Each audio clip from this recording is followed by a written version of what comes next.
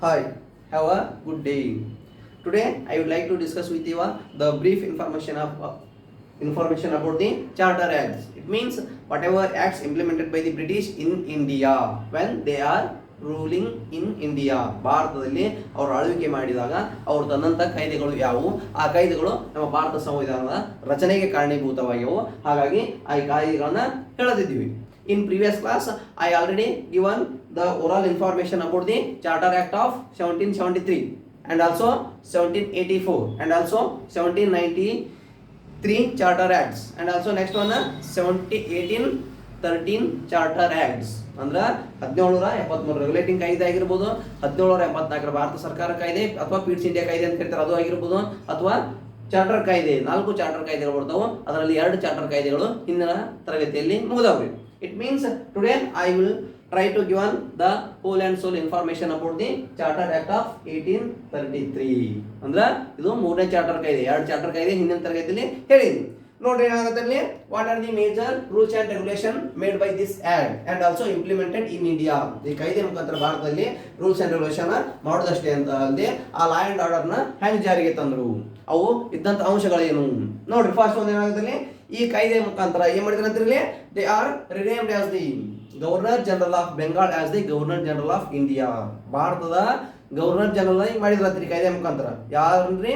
ಬಂಗಾಳದ governor general ಇದ್ರು. ಅದಕ್ಕೆ ನೋಡ್ರಿ ಏನಾಗುತ್ತೆ, ಈ ಕಾಯ್ದೆಯ ಮೂಲಕ ಬಂಗಾಳದ ಗವರ್ನರ್ ಜನರಲ್ ಅನ್ನು ಭಾರತದ ಗವರ್ನರ್ ಜನರಲ್ ಆಗಿ ನೇಮಿಸಲಾಯಿತು. It means they are going to be given higher authority, higher power to the governor general of India. ಇಟ್ ಮೀನ್ಸ್ ಇಂಡೈರೆಕ್ಟ್ಲಿ ರಿನೇಮ್ಡ್ ಅಂದ್ರೆ ಹೆಸರನ್ನು ಬದಲಾಯಿಸುವ ಮುಖಾಂತರ ಅವರಿಗೆ ಅಧಿಕಾರದ ಹಸ್ತಾಂತರ, ಅಧಿಕಾರದ ವಿಸ್ತರಣೆಯನ್ನ ಜಾಸ್ತಿ ಮಾಡಿದ್ರು ಅಂತ ಹೇಳ್ಬೋದು. ಹಾಗಾಗಿ ಈ ಬಂಗಾಳದ ಗವರ್ನರ್ ಜನರಲ್ ಅನ್ನ ಯಾವಾಗ ಮಾಡಿದ್ರು?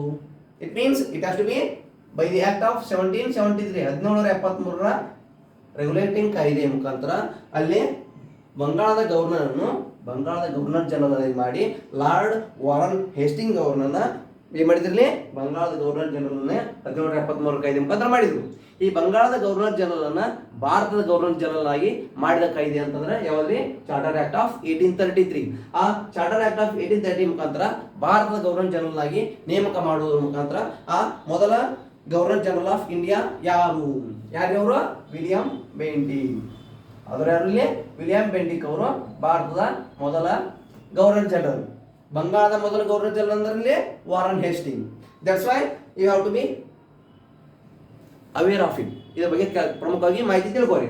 ನೋಡಿ ನೆಕ್ಸ್ಟ್ ಅಲ್ಲೇ ಮುಂದುವರೆದಾಗದಲ್ಲಿ ನಾಗರಿಕ ಮತ್ತು ಮಿಲಿಟರಿ ಅಧಿಕಾರಗಳು ಅವನಿಗೆ ನೀಡಲಾಯಿತು. It means the whole and sole civil and military affairs has to be controlled and control by the governor general of India. ಇಲ್ಲಿ ಹೆಸರು ಬದಲಾವಣೆ ಮಾಡೋದ್ರ ಮುಖಾಂತರ ಅವನಿಗೆ ಹೈಯರ್ ಅಥಾರಿಟಿ ಕೊಡೋದ್ರ ಮುಖಾಂತರ ಇಲ್ಲಿ ನಿಯಂತ್ರಣ ಚಟುವಟಿಕೆಯನ್ನ ಜಾಸ್ತಿ ಕೊಟ್ಟರು, ಅಧಿಕಾರ ಹೆಚ್ಚಿಗೆ ಕೊಟ್ಟರು ಅಂತ ಹೇಳಿದ್ದಾರೆ. ಅಂಡ್ ನೆಕ್ಸ್ಟ್ ಒನ್, ಬಾಂಬೆ ಮತ್ತು ಮದ್ರಾಸ್ ಪ್ರಾಂತ್ಯಗಳ ಗವರ್ನರ್ಗಳ ಶಾಸನೀಯ ಅಧಿಕಾರಗಳನ್ನು ಹಿಂತೆಗೆದುಕೊಂಡು ಭಾರತದ ಗವರ್ನರ್ ಜನರಲ್ಗೆ ವಿಶೇಷ ಶಾಸನೀಯ ಅಧಿಕಾರಗಳನ್ನು ನೀಡಲಾಯಿತು.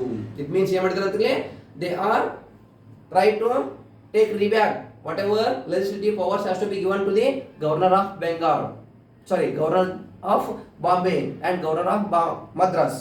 ಅಂದ್ರೆ ಅದರಲ್ಲಿ ಮದ್ರಾಸ್ ಮತ್ತು ಬಾಂಬೆ ಪ್ರಾಂತ್ಯಗಳ ಗವರ್ನರ್ಗಳ ಶಾಸನೀಯ ಅಧಿಕಾರಿಗಳು, ಲೆಜಿಸ್ಲೇಟಿವ್ ಪವರ್ಸ್, ಅವರ ಕೊಟ್ಟಂತ ಶಾಸನೀಯ ಅಧಿಕಾರಿಗಳನ್ನಲ್ಲ ಅವನ್ನ ಹಿಂತೆಗೆದುಕೊಂಡ್ರು. ಅಂದ್ರೆ ಅವನು ಮರಳಿ ಪಡ್ಕೊಂಡು ನೆಕ್ಸ್ಟ್ ಯಾರಿಗೆ ನೀಡಿದ್ರು ಅಂತಲೇ ಭಾರತದ ಗವರ್ನರ್ ಜನರಲ್ಗೆ ವಿಶೇಷ ಶಾಸನೀಯ ಅಧಿಕಾರಗಳನ್ನ ಕೊಟ್ರು ಅಂತ ಹೇಳ್ತಾರೆ. It means indirectly the 2 provincial presidencies the controlled by the governor general of India. ಈ ಶಾಸನೀಯ ಅಧಿಕಾರ ಹಿಂತೆಗೊಳ್ಳೋ ಮುಖಾಂತರ ಇಲ್ಲಿ ಭಾರತ ಗವರ್ನರ್ ಜನರಲ್ ಕೊಟ್ಟರು ಅಂತಂದ್ರೆ ಹೈಯರ್ ಅಥಾರಿಟಿ ಪವರ್ ಯಾರಿಗೆ ಕೊಟ್ರಿ? ಭಾರತ ಗವರ್ನರ್ ಜನರಲ್ ಕೊಟ್ಟು ನೆಕ್ಸ್ಟ್ ಇಂಡೈರೆಕ್ಟ್ ಆಗಿ ಅವರು ಕೂಡ ಅವರ ಅಧೀನದಲ್ಲಿ ನಿಯಂತ್ರಣದಲ್ಲಿ ಕೆಲಸ ಮಾಡಬೇಕು ಅಂತಂದು ಅವರು ಕಾಯ್ದೆ ತಂದರು. ಅಂಡ್ ನೆಕ್ಸ್ಟ್ ಒನ್, ಭಾರತದ ಗವರ್ನರ್ ಜನರಲ್ ಆಡಳಿತದಲ್ಲಿ ನಿರ್ದೇಶನ, ನಿಯಂತ್ರಣ ಮತ್ತು ಎಲ್ಲ ವ್ಯಾಪಾರದ ಮೇಲ್ವಿಚಾರಣಾ ಅಧಿಕಾರ ನೀಡಿತು. ಏನಾಗುತ್ತೆ ನೆಕ್ಸ್ಟ್ ಅವರಲ್ಲಿ? ಭಾರತ ಗವರ್ನರ್ ಜನರಲ್ಗೆ ಎಲ್ಲ ಭಾರತದ ಆಡಳಿತದಲ್ಲಿ ನಿರ್ದೇಶನ, there is a proper direction, there is a proper control and also there is a proper trade relationship. ಇಲ್ಲಿ ಅವರು ಭಾರತದಲ್ಲಿ ಇಲ್ಲಿ ಗವರ್ನರ್ ಜನರಲ್ ಆಗಿ ಮಾಡೋದ್ರ ಮುಖಾಂತರ ಭಾರತದಲ್ಲಿ ಆ ಆಡಳಿತ ಚಟುವಟಿಕೆಗಳನ್ನ ಅವಕ್ಕ ನಿರ್ದೇಶನ ಮಾಡೋದಾಗಿರ್ಲಿ, ಅವ್ರನ್ನ ನಿಯಂತ್ರಣ ಮಾಡೋದಾಗಿರ್ಲಿ ಮತ್ತು ಎಲ್ಲ ವ್ಯಾಪಾರದ ಮೇಲ್ವಿಚಾರಣಾ ಚಟುವಟಿಕೆಗಳು. It means it has to be taken proper supervision of trade activity in India. By the governor general of India. Governor general ನೇಮಕ ಮಾಡಿದ್ರು. ಅವನು ಭಾರತದ ಆಡಳಿತವನ್ನ ಇನ್ನೂ ಸುಸೂತ್ರವಾಗಿ ತಮ್ಮ ಅವಶ್ಯಕತೆ ತಕ್ಕಂಗ ನಮ್ಮ ಭಾರತೀಯರನ್ನ ನಿಯಂತ್ರಣಗೊಳಿಸಬೇಕಂತಂದು ಅವರಿಗೆ ಕರೆಕ್ಟ್ ಆಗಿ ನಿರ್ದೇಶನ ಮಾಡೋದು, ನಿಯಂತ್ರಣಗೊಳಿಸೋದು. ನೆಕ್ಸ್ಟ್ ವ್ಯಾಪಾರದ ಎಲ್ಲ ಮೇಲ್ವಿಚಾರಣಾ ಚಟುವಟಿಕೆಗಳನ್ನ ಅವನ ಹತೋಟಿಯಲ್ಲಿ ಅವನಿಗೆ ಹೆಚ್ಚಿನ ಅಧಿಕಾರ ಕೊಟ್ಟರು ಅಂತ ಹೇಳಕತ್ತ. ಯಾವ ಕಾಯ್ದೆ ಅನ್ಕೊಂತಾರೆ ಇದು? Charter act of 1853. ನೆಕ್ಸ್ಟ್ ಮುಂದುವರೆದು ಏನ್ ಹೇಳಕತ್ತಾರೆ ಇಲ್ಲಿ? ನೆಕ್ಸ್ಟ್ ಒನ್, ಯುದ್ಧ ಶಾಂತಿ ಭಾರತದ ರಾಜ್ಯಗಳೊಂದಿಗಿನ ರಾಜತಾಂತ್ರಿಕ ಸಂಬಂಧದಂತಹ ವಿಷಯಗಳ ಬಗ್ಗೆ ನಿರ್ಧರಿಸುವ ಅಂತಿಮ ಹಕ್ಕನ್ನು ಬಂಗಾಳದ ಕೇಂದ್ರ ಸರ್ಕಾರ ಹೊಂದಿತ್ತು ಅಂದ್ರೆ ಹೇಳೋದ್ರಲ್ಲಿ ಒಂದು ವೇಳೆ ಯಾವುದೇ ಯುದ್ಧ ಆಯ್ತು, there is a war, there is a maintain proper peace and also there is a treaty with any provincial government. ಯಾವುದೇ ಪ್ರಾಂತ್ಯಗಳೊಂದಿಗೆ ಯಾವುದೇ ಪ್ರದೇಶದೊಂದಿಗೆ ಯುದ್ಧ ಸಂಭವಿಸಲಿ ಅಥವಾ ಶಾಂತಿ ಒಪ್ಪಂದ ಮಾಡ್ಕೊಳ್ಳಿ, ಯಾವುದೇ ರೀತಿಯಾದ ಚಟುವಟಿಕೆ ಸಂಭವಿಸಿದಾಗ ಅದಕ್ಕೆ ಕುರಿತಂತ ನಿರ್ಣಯಿಸುವ ಹಕ್ಕನ್ನ ಯಾರಿಗೆ ಕೊಟ್ರಂತಲ್ಲಿ? Governor general of India. ಈ ಬಂಗಾಳದ ಕೇಂದ್ರ ಸರ್ಕಾರ ಅಂದ್ರೆ governor general of India, governor general of India name ಮಾಡಿದ್ರು. ಬಟ್ ಆ governor general head of office ಎಲ್ಲಿತ್ತು? ಬಂಗಾಳದಲ್ಲಿ ಇತ್ತು. ಹಾಗಾಗಿ ಬಂಗಾಳದ ಕೇಂದ್ರ ಸರ್ಕಾರ ಬಂದಿತ್ತು ಅಂತ ಹೇಳಕತ್ತಾರೆ ಅವರು. It means it has to be renamed as the governor general of Bengal as the governor general of India. Governor general of ಬೆಂಗಾಳದಿಂದ ಗವರ್ನರ್ ಜನರಲ್ ಆಫ್ ಇಂಡಿಯಾ ಅಂತ ಮಾಡಿದವು ಕೂಡ ಅವ್ರ ಹೆಡ್ ಆಫೀಸ್ ಇಲ್ಲೇ ಇತ್ತು. ಹಾಗಾಗಿ ಬಂಗಾಳದ ಕೇಂದ್ರ ಸರ್ಕಾರ ಹೊಂದಿತ್ತು ಅಂತ ಹೇಳಕತ್ತಾರೆ ಅವರು. ಅಂದ್ರೆ ಇಲ್ಲಿ ಗವರ್ನರ್ ಜನರಲ್ ಇಂಡಿಯಾ ಏನದಲ್ಲ ಮಾಡಿದ್ರಲ್ಲ ಅವನೇ ಅಧಿಕ ಪ್ರಮಾಣದ ಅಧಿಕಾರ. ಯಾರ್ರಿ? ವಿಲಿಯಂ ಬೆಂಟಿಕ್ನೇ ಅಧಿಕ ಪ್ರಮಾಣದ ಇಲ್ಲಿ ರಾಜತಾಂತ್ರಿಕ ಚಟುವಟಿಕೆಗಳನ್ನ ನಿರ್ಣಯಿಸಬೇಕು ಅಂತಂದು ಅವನಿಗೆ ಕೊಟ್ಟರು ಅಂತ ಹೇಳಕತ್ತಾರೆ. ಅಂಡ್ ನೆಕ್ಸ್ಟ್ ಹೇಳಕತ್ತಲ್ಲಿ ಈ ಕಾಯ್ದೆಯು ಈಸ್ಟ್ ಇಂಡಿಯಾ ಕಂಪನಿಯ ಎಲ್ಲ ವಾಣಿಜ್ಯ ಚಟುವಟಿಕೆಗಳನ್ನು ಅಂತಿಮಗೊಳಿಸಿತು.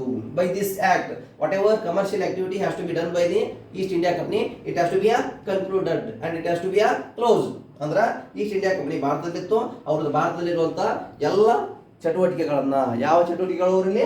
ವ್ಯಾಪಾರ ಚಟುವಟಿಕೆ, ಕಮರ್ಷಿಯಲ್ ಆಕ್ಟಿವಿಟಿ ಏನು ಅವ್ರಿಗೆ ಕೊಟ್ಟಿದ್ರಲ್ಲ ಅವನ್ನ ಏನ್ ಮಾಡಿದ್ರಂತ ಇಲ್ಲಿ ಅವನ್ನ ಏನ್ ಮಾಡಿದ್ರೆ ಅಂತ ಹೇಳಕತ್ತಾರೆ, ಅವ್ರಿಗೆ ಅಂತ್ಯಗೊಳಿಸಿದ್ರು.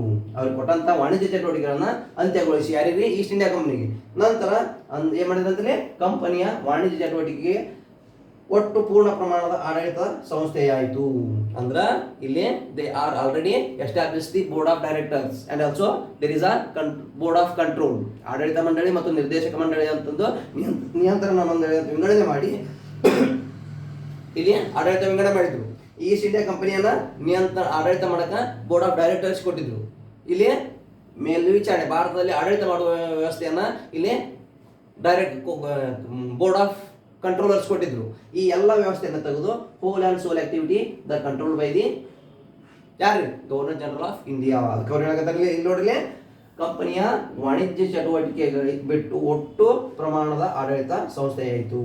ಅದೇ ಬರೀ ಆಡಳಿತ ಒಬ್ಬರು ನೋಡೋದು, ನೆಕ್ಸ್ಟ್ ಕಮರ್ಷಿಯಲ್ ಆಕ್ಟಿವಿಟಿ ವ್ಯಾಪಾರದ ಒಬ್ಬರು ನೋಡೋದು ಅಂತಂದು ಮಾಡಿದ್ರಲ್ಲಿ board of control and board of directors ಅಂತ ಕ್ರಿಯೇಟ್ ಮಾಡಿ. ಬಟ್ ಅದನ್ನ ಬಿಟ್ಟು ನೆಕ್ಸ್ಟ್ ಗವರ್ನರ್ ಜನರಲ್ ಕೈಯಾಗ ಕೊಟ್ರು. It means there is a governor general of India, ಅವನೇ ಅದನ್ನ ನೋಡ್ಕೊಂಡು ಹೋಗ್ಬೇಕು ಅಂತ ಅವನಿಗೆ ವಹಿಸ್ಕೊಟ್ರು ಅಂತ ಹೇಳಕತ್ತಾರೆ.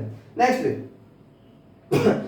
ಈಸ್ಟ್ ಇಂಡಿಯಾ ಕಂಪನಿಯಲ್ಲಿ ಭಾರತೀಯರು ಹುದ್ದೆ ಹೊಂದಲು ಮುಕ್ತ ಸ್ಪರ್ಧಾತ್ಮಕ ಪರೀಕ್ಷೆಯನ್ನು ಪರಿಚಯಿಸಿತು. It means those who are get ready B participate in East India company as a ಏನಿದೆ ಎಂಪ್ಲಾಯೀಸ್. ಭಾರತೀಯರು ಇಲ್ಲಿ ಬ್ರಿಟಿಷ್ ಈಸ್ಟ್ ಇಂಡಿಯಾ ಕಂಪನಿಯಲ್ಲಿ ಅವರು ಕೂಡ ಹುದ್ದೆ ಪಡಿಬೇಕಾಗಿತ್ತು ಅಂತಂದ್ರೆ ಅವ್ರಿಗೆ ಏನ್ ಮಾಡಿದ್ರ ಅಂತಲೇ they have maintain proper examination, ಮುಕ್ತ ಸ್ಪರ್ಧಾತ್ಮಕ ಪರೀಕ್ಷೆಗಳು, ಇಂಡಿಯನ್ ಸಿವಿಲ್ ಸರ್ವಿಸಸ್ ಅಂತ ಏನ್ ಕರಿತೀವಲ್ಲ ಆ ಪರೀಕ್ಷೆಗಳನ್ನ ಪ್ರಾರಂಭಿಸಿದಂತ. ಅದು ಯಾವ ಕಾಯ್ದೆ ಮುಖಾಂತರ? 1833 ಚಾರ್ಟರ್ ಕಾಯ್ದೆ ಅಂದ್ರೆ 3ನೇ ಚಾರ್ಟರ್ ಕಾಯ್ದೆ ಮುಖಾಂತರ ಇಲ್ಲಿ ಆ ಪರೀಕ್ಷೆಯನ್ನು ಪರಿಚಯಿಸಿದ್ರು. ಆದ್ರೆ ನಿರ್ದೇಶಕ ಮಂಡಳಿಯ ವಿರೋಧದಿಂದ ಜಾರಿಗೆ ಬರಲಿಲ್ಲ. ಓಕೆ, ಅವ್ರು ಏನ್ ಮಾಡಿದ್ರಲ್ಲಿ ಭಾರತೀಯರನ್ನು ಕೂಡ ನಮ್ಮ ಕಂಪನಿಯ ಅಧೀನದಲ್ಲಿ ಅವರು ಕೂಡ ಉದ್ಯೋಗಸ್ಥರಾಗಿ ಕೆಲಸ ಮಾಡಲಿ ಅಂತಂದು ಅವ್ರನ್ನ ಪರೀಕ್ಷೆಯ ಮುಖಾಂತರ ನಾವು ಸೆಲೆಕ್ಷನ್ ಮಾಡ್ಕೊಂಡು ನಮ್ಮ ಅಧೀನದಲ್ಲಿ ಕೆಲಸ ತಗೊಳ್ಳೋಣ. It means we are treated as a employees, ಉದ್ಯೋಗಸ್ಥರಾಗಿ ತಗೊಳ್ಳೋಣ ಅಂತ ಇಂಟ್ರೆಸ್ಟ್ ಕೊಟ್ಟು ಈ ಕಾಯ್ದೆ ಮುಖಾಂತರ ಇಂಪ್ಲಿಮೆಂಟ್ ಮಾಡಿದ್ರು. ಅದನ್ನ ಅಪೋಸ್ ಮಾಡಿದ್ರಂತೆ. ಯಾರು ಅಪೋಸ್ ಮಾಡಿದ್ರು ಅಂತಂದ್ರೆ there is a board of directors. ಈ ನಿರ್ದೇಶಕ ಮಂಡಳಿಯ ವಿರೋಧದಿಂದಾಗಿ ಆ ಕಾಯ್ದೆ ಜಾರಿಗೆ ಬರಲಿಲ್ಲ. ಅಂದ್ರ ಇಲ್ಲಿ ಭಾರತದಲ್ಲಿದ್ದ ಪ್ರಜೆಗಳು ಭಾರತೀಯರು ಈಸ್ಟ್ ಇಂಡಿಯಾ ಕಂಪನಿಯಲ್ಲಿ ಉದ್ಯೋಗದಾತರಾಗಿ ಉದ್ಯೋಗ ಪಡೆಯಲು ಅರ್ಹತೆ ಪಡೆಯಲಿಲ್ಲ because of the board of directors they can't able to be given permission. ಈ ನಿರ್ದೇಶಕ ಮಂಡಳಿ ಏನಿತ್ತಲ್ಲ ಅವರು ವಿರೋಧ ಮಾಡಿದ್ರು, ಹಾಗಾಗಿ ಅದು ಅವರಿಗೆ ಒದಗಿ ಬರಲಿಲ್ಲ ಅಂತ ಹೇಳ್ತಾರೆ.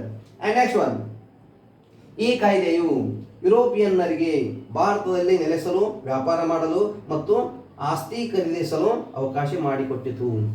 This is the major one. It means indirectly the whole and sole activity in India, the whole market of India has to be controlled by the British. It means those who are the merchants from the British, it may be try to participate in business or it may be try to purchase any assets.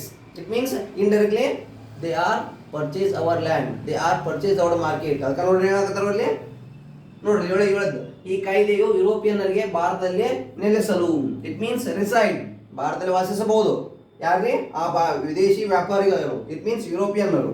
Next ವ್ಯಾಪಾರ ಮಾಡಲು ಏನ್ ಕೊಟ್ಟಿರೋದ್ರಲ್ಲಿ, ಮತ್ತು ಆಸ್ತಿ ಖರೀದಿಸಲು ಒಂದು ಇರಬಹುದು, next ವ್ಯಾಪಾರ ಮಾಡ್ಬೋದು, ನೆಕ್ಸ್ಟ್ ಆಸ್ತಿ ಖರೀದಿಸಬಹುದು ಅಂತಂದು ಅವರಿಗೆ ಚಾನ್ಸ್ ಕೊಟ್ಟರು. Indirectly the whole and sole India has to be controlled and the purchase by the British. British merchants ಆಗಿರ್ಬೋದು ಅಥವಾ ಆಡಳಿತ ವರ್ಗ ಆಗಿರ್ಬೋದು, ಅವರೇ ನಮ್ಮ ಮಾರುಕಟ್ಟೆ ನಿಯಂತ್ರಣ ಮಾಡಿಸೋದಲ್ಲದೆ ಅಥವಾ ವ್ಯಾಪಾರ ಚಟುವಟಿಕೆ ನೋಡ್ಕೊಂಡು ಹೋಗೋದಲ್ಲದೆ ಎಲ್ಲ ಆಸ್ತಿ ಖರೀದಿ ಮಾಡುವಂಥ ಅನುಮತಿನೂ ಪಡ್ಕೊಂಡು ನೆಕ್ಸ್ಟ್ ನಮ್ಮ ಭಾರತವನ್ನೇ ನಿಯಂತ್ರಣಗೊಳಿಸಿದ್ರು. ಅದು ಈ ಮೇಜರ್ ಈ ಕಾಯ್ದೆ ಮುಖಾಂತರ ಅಂತ ಹೇಳ್ಬೋದು. ನೆಕ್ಸ್ಟ್, ಜಾತಿ, ಬಣ್ಣ, ಧರ್ಮ ಮತ್ತು ಜನಾಂಗದ ಆಧಾರದ ಮೇಲೆ ಸಾರ್ವಜನಿಕ ಸೇವೆ ನೇಮಕಾತಿಯಲ್ಲಿ ತಾರತಮ್ಯ ಮಾಡುವುದನ್ನು ನಿಷೇಧಿಸಿತು. It means there is a discrimination. It may be based on color, it may be based on caste, or it may be based on race. ಜಾತಿ, ಧರ್ಮ, ಜನಾಂಗದ ಆಧಾರದ ಮೇಲೆ ಏನು ತಾರತಮ್ಯ ಇತ್ತಲ್ಲ ಅದನ್ನ ಹೋಗಲಾಡಿಸಿದ್ರು, ಅದನ್ನ ತಡೆಗಟ್ಟಿದ್ರು ಅಂತ. ಅದು ಎದುರಾಗಿ ಈ ಸಾರ್ವಜನಿಕ ಸೇವೆಯಲ್ಲಿ ಯಾರು ನಾವು ನೇಮಕ ಮಾಡ್ಕೊತಿರ್ತೀವಲ್ಲ ಅಲ್ಲಿ ಇದನ್ನ ವಿರೋಧಿಸಿದ್ರು. This is a universal acceptable rules. That's why still it has to be included our Indian constitution as a fundamental right. ಮೂಲಭೂತ ಹಕ್ಕು ಆಗಿ ನಮ್ಮ ಸಂವಿಧಾನದಲ್ಲಿ ಈ ಅಂಶವನ್ನ ಸೇರ್ಪಡೆ ಮಾಡಿ. ಹಾಗಾಗಿ ಈ ಕಾಯ್ದೆಗಳು ಬ್ರಿಟಿಷರ ಭಾರತದಲ್ಲಿ ಜಾರಿಗೆ ತಂದಂಥ ಕಾಯ್ದೆಗಳು ಇಂಪಾರ್ಟೆಂಟ್ ಅಂತ ಕೇಳಾಗತ್ತೇವೆ. ಕೆಲವು ಅಂಶಗಳು, why our Indian constitution called as the borrowed constitution, ನಮ್ಮ ಭಾರತ ಸಂವಿಧಾನ ಎರವಲು ಸಂವಿಧಾನ ಅಂತ ಕರಿತಾರೆ. ಯಾಕೆ ಕರಿತಾರೆ? ಒಳ್ಳೆ ಒಳ್ಳೆ ಅಂಶಗಳು ಏನದವಲ್ಲ, ಯೂನಿವರ್ಸಲ್ ಟ್ರೂತ್ ಮ್ಯಾನರ್ ಕಂಟೆಂಟ್ಸ್ ಏನದವಲ್ಲ ಅವನು ಬೇರೆ ಬೇರೆ ದೇಶದ ಸಂವಿಧಾನದಿಂದ ಎರವಲು ಪಡೆದಿದ್ದೀವಿ. ಹಾಗಾಗಿ ಈ ಕಾಯ್ದೆಗಳನ್ನ ಪ್ರಮುಖವಾಗಿ ನೋಡ್ಕೋರಿ ಅಂತ ಹೇಳೋದು. ಈ ಕಾಯ್ದೆಗಳು ಕಾಂಪಿಟೇಟಿವ್ ಎಕ್ಸಾಮ್ ಅಷ್ಟೇ ಅಲ್ಲದೆ ನೆಕ್ಸ್ಟ್ ಇಲ್ಲಿ SSLC ವಿದ್ಯಾರ್ಥಿಗಳಿಗೆ ಇದು ಇಂಪಾರ್ಟೆಂಟ್. ಈ ಕಾಯ್ದೆ ಏನೈತಲ್ಲ ಇಲ್ಲಿ 1833 ಕಾಯ್ದೆ SSLC ವಿದ್ಯಾರ್ಥಿಗಳಿಗೆ ಪ್ರಮುಖವಾಗಿ ಐತಿ. Those who are get ready to be read SSLC ಯಾರದಲ್ಲ ಅವರಿಗೆಲ್ಲ ಇದ್ದು ಅಂಶಗಳನ್ನ ನೋಡಿರು, ಅವ್ರ ಬುಕ್ದಾಗ ಇದ್ದು ಇವೆಲ್ಲ ಏನ್ ಮಾಡಿದ್ರಲ್ಲಿ just you have to be recall and remember. ಇವನೇನು ಪ್ರಮುಖವಾಗಿ ನೆನ್ಪಿಟ್ಕೊಂಡ್ಬಿಡ್ರಿ, ಏನಿಲ್ಲ. ಮೊದಲು ಏನು ಮಾಡಿದ್ರು ಅಲ್ಲಿ ಗವರ್ನರ್ ಜನರಲ್ ಆಫ್ ಇಂಡಿಯಾ ಇದ್ದದನ್ನ ಗವರ್ನರ್ ಜನರಲ್ ಆಫ್ ಬೆಂಗಾಲ್ ಇದ್ದನ್ನ ಗವರ್ನರ್ ಜನರಲ್ ಆಫ್ ಇಂಡಿಯಾ ಅಂತ ಮಾಡಿದ್ರು. ನೆಕ್ಸ್ಟ್ ಏನು ಮಾಡಿದ್ರಲ್ಲಿ ಆ ಗವರ್ನರ್ ಜನರಲ್ ಆಫ್ ಇಂಡಿಯಾ ಇದ್ದಾಗ ಅವ್ನು ಯಾರು ನೇಮಕ ಮಾಡಿದ್ರು? ಲಾರ್ಡ್ ವಿಲಿಯಂ ಬೆಂಟಿಕ್ ಅವ್ರು ನೇಮಕ ಮಾಡಿದ್ರು. ನೆಕ್ಸ್ಟ್ ಏನು ಮಾಡ್ತಾರೆ ಅವರಲ್ಲಿ ಬಾಂಬೆ ಮದ್ರಾಸ್ ಪ್ರಾಂತ್ಯಗಳ ಗವರ್ನರ್ಗಳ ಶಾಸನೀಯ ಅಧಿಕಾರಗಳನ್ನ ಹಿಂತಗೊಂಡು ಈ ಎಲ್ಲ ಶಾಸನೀಯ ಅಧಿಕಾರಗಳನ್ನ ಯಾರಿಗೆ ಕೊಟ್ಟರು ಅಂತ ವಿಶೇಷವಾಗಿ ಗವರ್ನರ್ ಜನರಲ್ ಆಫ್ ಇಂಡಿಯಾ ಅಂತ ಹೇಳಿದ್ರಲ್ಲ ಅವ್ರಿಗೆ ಕೊಟ್ಟರು ಅಂತ ಹೇಳಕತ್ತಾರೆ. ಈ ಎಲ್ಲ ಚಟುವಟಿಕೆಗಳನ್ನ ಅವರು ಮಾಡಿದ್ದು ನಮ್ಮ ಭಾರತದಲ್ಲಿ ವ್ಯಾಪಾರವನ್ನ ನಿಯಂತ್ರಣ ಮಾಡೋದಕ್ಕೆ ಹೊರತಾಗಿ ನಮ್ಮ ಭಾರತವನ್ನ ಉದ್ಧಾರ ಮಾಡೋದಕ್ಕಂತರೂ ಅಲ್ಲ ಅನ್ನೋದು ಪರಿಕಲ್ಪನೆ ನಮ್ಮ ನಿಮ್ಮಲ್ಲರಲ್ಲಿ ಇರಬೇಕು. ಅದು ಅಷ್ಟೇ ಅಲ್ಲದೆ ಮುಂದೆ ಏನು ಮಾಡಿದಿರ್ತೀವಿ, ಭಾರತದ ಗವರ್ನರ್ ಜನರಲ್ ಆಡಳಿತದಲ್ಲಿ ಏನು ಮಾಡ್ಬೋದು ಅಂತ ಒಂದು ನಿರ್ದೇಶನ ಮಾಡ್ಬೋದು, ನಿಯಂತ್ರಣ ಮಾಡೋದು ಮತ್ತು ಎಲ್ಲ ವ್ಯಾಪಾರವನ್ನ ಮೇಲ್ವಿಚಾರಣೆ. Just you have to be supervise the whole and sole trading activity in India by the East India company, also those who are the merchants entered in India by the European. ಭಾರತದಲ್ಲಿ ಇದ್ದಂಥ ಎಲ್ಲ ಮಾರುಕಟ್ಟೆಯನ್ನು ನಿಯಂತ್ರಣ ಮಾಡೋದು ಅಥವಾ ಮೇಲ್ವಿಚಾರಣೆ ಮಾಡೋದನ್ನು ಕೂಡ ಅವನಿಗೆ ಬಿಟ್ಟುಕೊಟ್ರು ಅಂತ ಹೇಳಕತ್ತಾರೆ. ಆ್ಯಂಡ್ ನೆಕ್ಸ್ಟ್ ಒಂದು ಹೇಳಕತ್ತಾರೆ ಇಲ್ಲಿ ಯುದ್ಧ, ಶಾಂತಿ ಮತ್ತು ಭಾರತದ ರಾಜ್ಯಗಳೊಂದಿಗೆ ರಾಜತಾಂತ್ರಿಕ ಸಂಬಂಧ ವಿಷಯಗಳ ಬಗ್ಗೆ ನಿರ್ಧರಿಸುವ ಅಂತಿಮ ಹಕ್ಕು ಯಾರಿಗೆ ಕೊಡಲಿ? There is central government, it means governor general of India, ಅವನಿಗೆ ಅಧಿಕಾರ ಕೊಟ್ಟರು ಅಂತ ಹೇಳಕತ್ತಾರೆ. ನೆಕ್ಸ್ಟ್ ಈ ಎಲ್ಲ ವಾಣಿಜ್ಯ ಚಟುವಟಿಕೆಗಳು ಅಂತ್ಯಗೊಂಡವು ಯಾರಿಗೆ? ಈಸ್ಟ್ ಇಂಡಿಯಾ ಕಂಪ್ನಿಗೆ ಏನು ಕೊಟ್ಟಿದ್ರು? ಹಿಂದಿನ 77ನೇ ಕಾಯ್ದೆ 1773 ರೆಗ್ಯುಲೇಟಿಂಗ್ ಕಾಯ್ದೆಯಿಂದ ಈಸ್ಟ್ ಇಂಡಿಯಾ ಕಂಪ್ನಿಗೆ ಏನು ಕೊಟ್ಟಿದ್ರು? ವಾಣಿಜ್ಯ ಚಟುವಟಿಕೆಗಳು ಮೇನ್ ಆಗಿ ನೋಡ್ಕೊಂಡು ಹೋಗಿ ಕೊಟ್ಟಿದ್ರು. ಆ ವಾಣಿಜ್ಯ ಚಟುವಟಿಕೆಗಳನ್ನು ಹಿಂತಗೊಂಡು ಈ ಭಾರತದ ಗವರ್ನರ್ ಜನರಲ್ ಇರುತ್ತಲ್ಲ ಅವನಿಗೆ ಎಲ್ಲ ಕಾರ್ಯಗಳನ್ನ ನಿರ್ವಹಿಸಕ್ಕ ಕೊಟ್ಟರು ಅಂತ ಹೇಳಬಹುದು.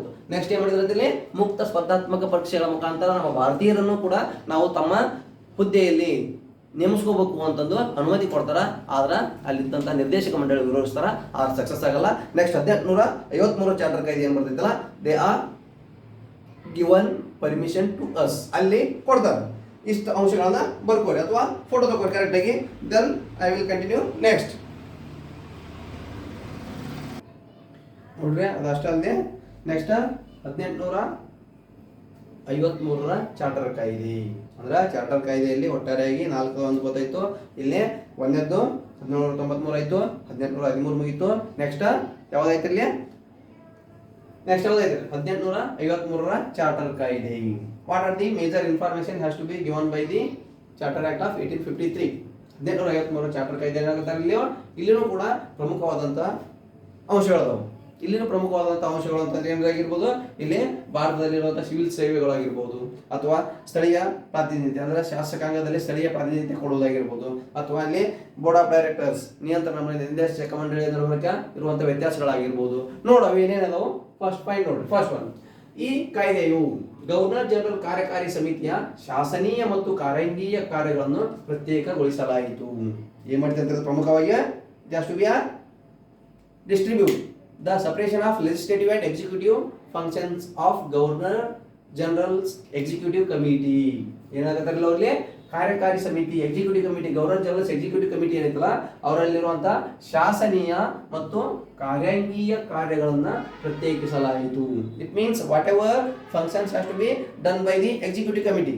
ಇಲ್ಲಿ ಗವರ್ನರ್ ಜನರಲ್ ಏನದಲ್ಲ ಅವನಿಗೆ ಒಂದು ಕೂಡ ಕಮಿಟಿ ಐತೆ. ಯಾವ್ದು ಇದ್ರಲ್ಲಿ ಕಾರ್ಯಕಾರಿ ಕಮಿಟಿ ಅಂತ ಐತಿ. ಆ ಕಾರ್ಯಕಾರಿ ಕಮಿಟಿ ಏನೈತಲ್ಲ ಅದರ ಪ್ರಮುಖವಾದಂತಹ ಕಾರ್ಯಗಳು ಅವನೇನದಲ್ಲ ಪ್ರತ್ಯೇಕ ಮಾಡಿದ್ರಂತ. ಅದು ಹೆಂಗ್ ಪ್ರತ್ಯೇಕ ಮಾಡಿದ್ರಲ್ಲಿ ಒಂದು ಶಾಸನೀಯ ಮತ್ತು ಕಾರ್ಯಾಂಗೀಯ ಅಂದ್ರೆ ಶಾಸನಕ್ಕೆ ಸಂಬಂಧಿಸಿದಂಥವು ಮತ್ತು ಕಾರ್ಯಾತ್ಮಕ. It means legislative and executive. It means whatever rules and regulations made by the legislative. It means ಶಾಸನೀಯ. ಕಾರ್ಯಾಂಗೀಯ ಅಂತಂದ್ರೆ ಈ ಶಾಸನೀಯ ಅಧಿಕಾರಿಗಳು ಮಾಡಿದದ್ದನ್ನ ಈ ಕಾರ್ಯಾಂಗೀಯ ಕಾರ್ಯಗಳು ಇವು ಜಾರಿಗೆ ತರುವುದು. ಅಂದ್ರೆ ಶಾಸನಗಳು ಯಾವ ಮಾಡಿದ್ರಲ್ಲ ಆ ಶಾಸನಗಳ ಮಾಡೋ ಕಮಿಟಿ ಬೇರೆ, ಆ ಸಮಿತಿ ಶಾಸನಗಳನ್ನ ರಚನೆ ಮಾಡುವ ಸಮಿತಿ ಬೇರೆ, ನೆಕ್ಸ್ಟ್ ಅವು ಕಾರ್ಯಗಳನ್ನ ಜಾರಿಗೆ ತರುವ ಸಮಿತಿ ಬೇರೆ ಅಂತ ಮಾಡಿದ್ರು. ಹಾಗಾಗಿ ಅವನ್ನೆರಡು ಪ್ರತ್ಯೇಕಗೊಳಿಸಿದ್ರು. ಅದರಲ್ಲಿ 6 ಜನ ಹೊಸ ಸದಸ್ಯರನ್ನು ಗವರ್ನರ್ ಜನರಲ್ ಕೌನ್ಸಿಲ್ಗೆ ಸೇರ್ಪಡೆ ಮಾಡಲಾಯಿತು. ಏನಾಗುತ್ತಾರೆ major agree the major separation of legislative and executive functions of governor generals executive committee. Executive committee ಏನೈತಲ್ಲ ಗವರ್ನರ್ ಜನರಲ್ದು ಅವರಲ್ಲಿರುವಂತಹ ಶಾಸನೀಯ ಮತ್ತು ಕಾರ್ಯಾಂಗೀಯ ಕಾರ್ಯಚಟುವಟಿಕೆಗಳನ್ನ ಬೇರ್ಪಡೆ ಮಾಡಿದ್ರಂತ.